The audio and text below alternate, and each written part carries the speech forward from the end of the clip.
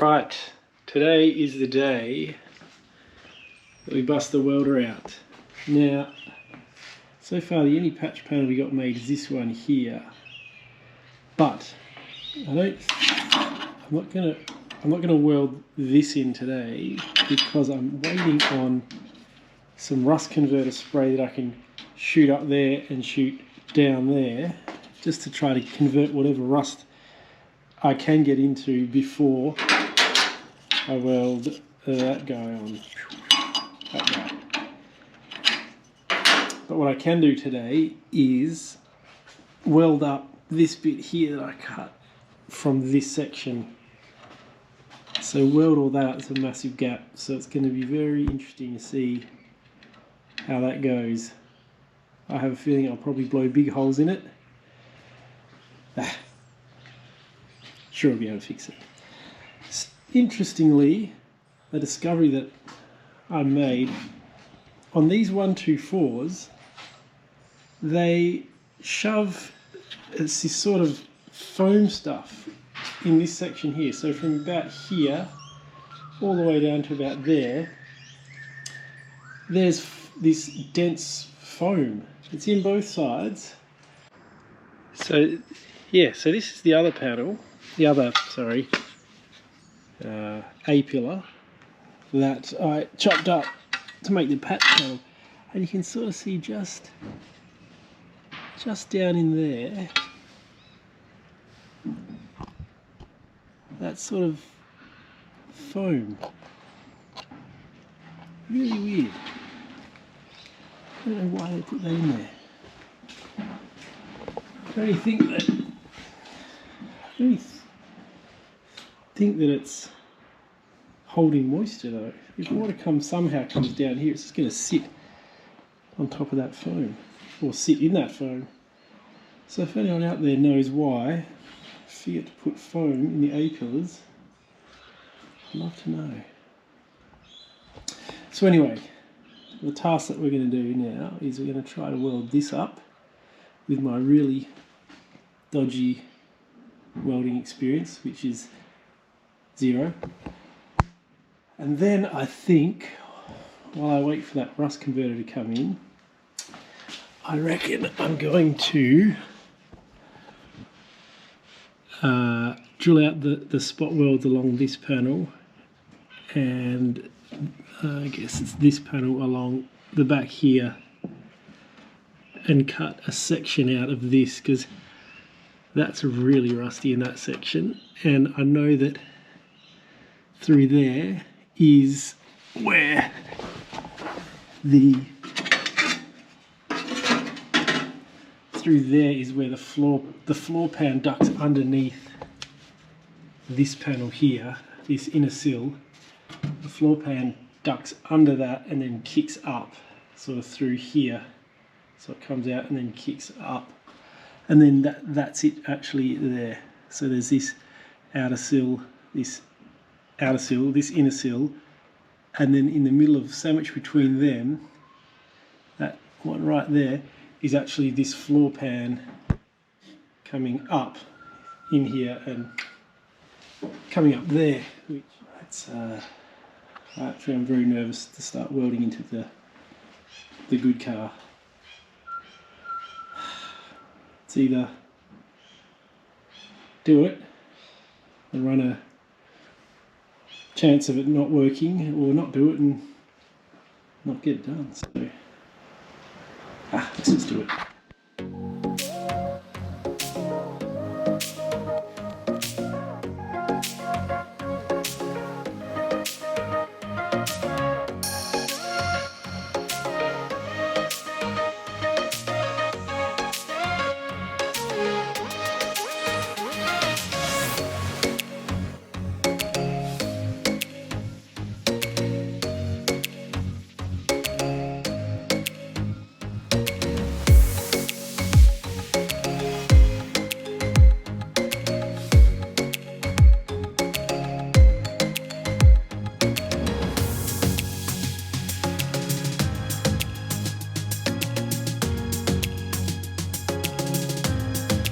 Right, so as you can see there, I managed to plug up those bottom ones and then blow another hole through there. So what I'm going to do now is I'm going to grind that off. I'm going to grind that off, and then I'm going to walk away, because otherwise I'm going to lose my marbles. Just patching them, grinding them, blowing holes through them, patching them, grinding them, blowing holes through them. Sometimes you got to just walk away for a bit. So I'm just going to tidy this up, and then that's that done for the day. I'll worry about that another day. I think maybe when I can get something to sit on the back of it that I can roll it up against, that'll be the plan. Right, I ground this back here. You can see this bit here is alright, but that's where I blew through, and to stop myself getting frustrated with that, I just canned it and came under here and took this panel off. So there's this is the floor here that comes up and then goes underneath this panel here, which is just basically comes down here, and then there's a lip that comes down here, the L-shaped lip that comes over and gets spot welded along this guy. So I drilled out the spot welds delicately because I didn't want to punch a hole through the floor. Doesn't really matter now because nature has punched holes through the floor, as you can see there and there. So I think it only sort of comes up to about here. So I think what I'm going to have to do to tackle that is, it only sort of goes up to about here, up to about there. I want to try to fix it without having to start cutting holes in this inner sill to get to it, because obviously the floor comes up and tucks in under there and then comes up. So I'd rather not have to I'd rather not have to start cutting that sill out to get to it. I think you could just be able to cut it straight up there possibly, and then get the welder in. Hopefully by then I'm better at welding. This panel here will have to come off anyway, because this is this front quarter panel which is coming off, so it means I'll probably be able to get a better view of what's going on up under here. But yeah, it's pretty toast, just there and there. I have a feeling though it's not water. Obviously it's not water coming in from this side. I think it's water coming from down here and then coming down, and there's sort of a gap right up in here that's at the bottom of that. So I think the water's just been coming down and then pooling in this front section here and rusting from this side up, not from inside there down. So hopefully, yeah, just cut along there and then weld that up and then put that panel back, which I've got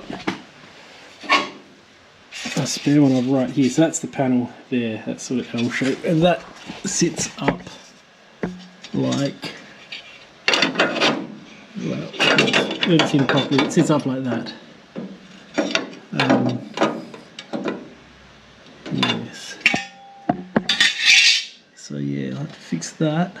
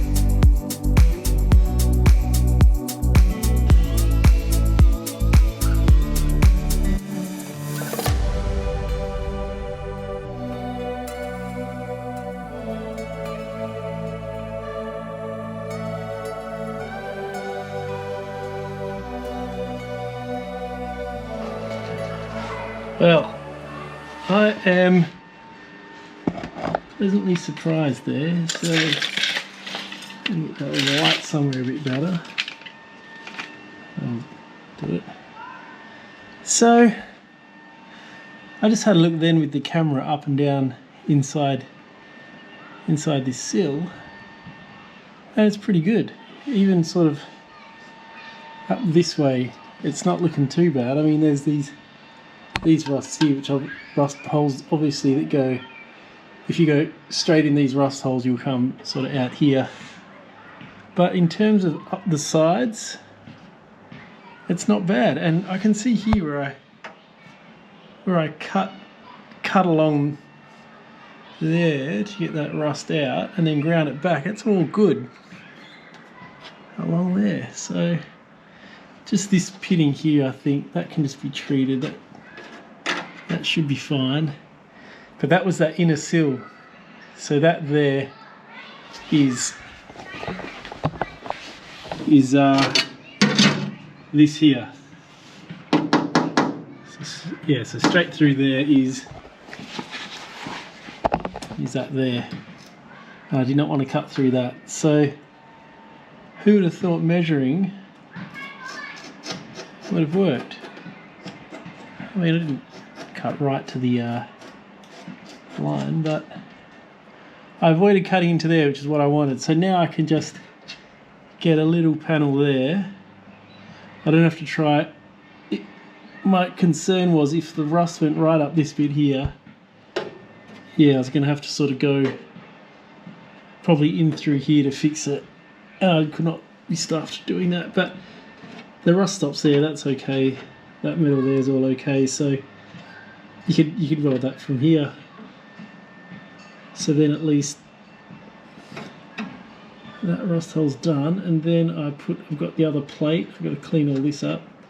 Then after I've welded that section in there, I can then weld on that plate through there. Alright, back on this guy. So I grabbed the patch, tried to line it all up, and then realised because I'd welded these bottom bits here first, there was all big claggy bits of weld on both sides, which meant this thing didn't really sit that level because it was getting hung up on the bits of blobs out down the bottom there. So I got to grind them back, which then of course sort of pushed this out again. So that was the lesson on this first patch. Weld that bit on first, and then these underside bits. That's the way I should have done it. But I did not know that at the time. So I've cleaned this up a bit more and drilled the holes for the little spot welds. It sort of doesn't really, there we go, I guess it lines up a bit. I think it's going to be one of those things where I'm going to have to sort of do the spot welds and weld these bits in little spots and just sort of bend it and shove it into place and then hold it into place while I do another weld. Because as you can sort of see it sits there and it's sort of right on this side and then not really right on there. It needs to go in a bit, and I'm sure it'll be fine. But before I put that panel on, I've grabbed sort of a wire brush and got right up there and right up there as much as I could, and then grabbed the little, what do you call this, little camera, shoved it up there, up to about here. That's just where the rust is. The rest of this looks fine, which is probably why it hasn't rusted out.